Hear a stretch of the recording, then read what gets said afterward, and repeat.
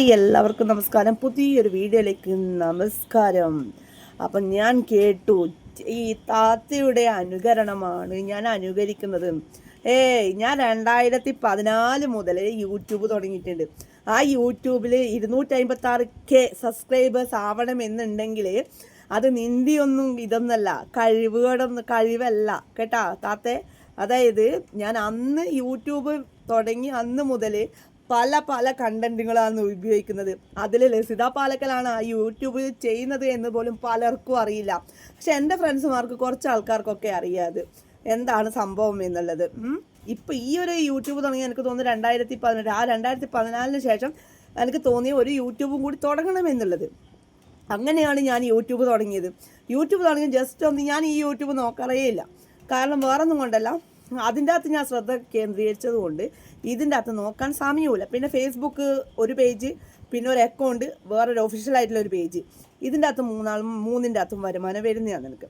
അപ്പോൾ ഈ യൂട്യൂബിൻ്റെ അകത്ത് എനിക്ക് തോന്നുന്നു രാഷ്ട്രീയം പറ്റില്ല എന്ന് വിചാരിച്ചിട്ടാണ് ഞാൻ ഈ ഒരു കണ്ടൻ്റായിട്ട് മുന്നോട്ട് പോകുന്നത്. പല വെറൈറ്റി കണ്ടൻറ്റും അങ്ങനെയുള്ള കാര്യങ്ങളൊക്കെയാണ് ഞാൻ ചെയ്യുന്നത്.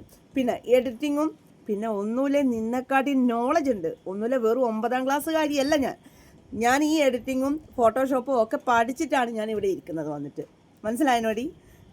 നിന്നെപ്പോലെ 9ാം ക്ലാസ്സിൽ നീ പറയുന്നുണ്ടല്ലോ ഞാൻ വലിയ അങ്ങ് കൃഷ്ണനെ വരച്ച് കാണിച്ചതിന് ഞാൻ അങ്ങ് എത്തിയെന്നുള്ളത്.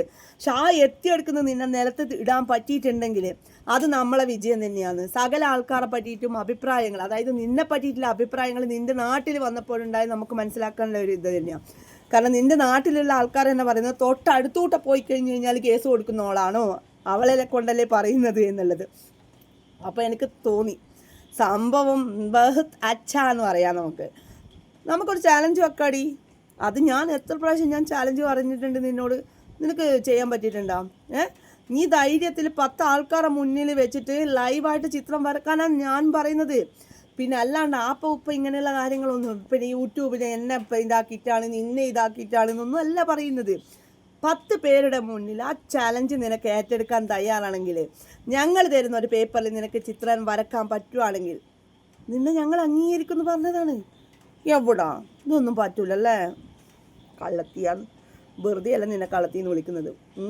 അതുകൊണ്ട് തന്നെയാണ് നിൻ്റെ അയൽവക്കത്തുള്ള ആൾക്കാർ കേസ് കൊടുത്തു എന്ന് പറഞ്ഞില്ലേ, ബഹുത്തച്ച. അതേ എനിക്ക് പറയാനുള്ളൂ. കാരണം എന്തുകൊണ്ടാണ് അവർക്ക് നല്ലൊരു ബിഗ് സെല്യൂട്ട് കൊടുക്കണം. വേറൊന്നും കൊണ്ടല്ല, അവരെ നമ്പർ ഞാൻ തപ്പി പിടിക്കുന്നുണ്ട്. ഒന്ന് വിളിക്കണം, അവർക്കെങ്കിലും ഒരു സെല്യൂട്ട് കൊടുക്കണം. പിന്നെ നീ സാജിനെ വിളിച്ചിട്ടുള്ള ആ വീഡിയോസും കണ്ടു. അവരുടെ വിഷയം എന്തെന്നാണെന്ന് എനിക്കൊന്നും അറിയില്ല. നമ്മൾ വിളിക്കേണ്ട ആവശ്യവുമില്ല. കാരണം അവരവരുടേതായ വിഷയങ്ങളിലേക്ക് പോകുന്നതാണ്. പക്ഷെ നിൻ്റെ വിഷയം, ഗുരുവായൂർ വിഷയം, ഇത് ഞങ്ങൾ വിടൂല. അത് ഉറച്ച കാര്യമാണ്. മനസ്സിലായല്ലോടി? നീ തന്നെയല്ലേ ആൾക്കാർ മുന്നിൽ കളവ് പറയുന്നത്. നിൻ്റെ വീട്ടിൽ കൂടൽ പിന്നെ 1 മാസം കൊണ്ട് തറയിടൽ, കല്ലിടൽ, മേലെ കാണിക്കൽ, അടിയിൽ കാണിക്കൽ, ഇതൊക്കെയാണ്. ഏതെങ്കിലും പോട്ടന്മാർക്ക് അറിയാൻ പറ്റില്ലേ ഇനി ഒരു മാസം കൊണ്ട് ഒരു വീടെടുക്കാൻ പറ്റുക? എനിക്കറിയില്ല എന്ത് മാന്ത്രിക വീടാണെന്നുള്ളത്. അപ്പോൾ അത് താഴെ വീണ് ഇതായി പോകില്ലേ? അറിയില്ലപ്പം ഇതെന്തൊക്കെ വീടാണെന്നുള്ളത്. ആകം കഷ്ടം.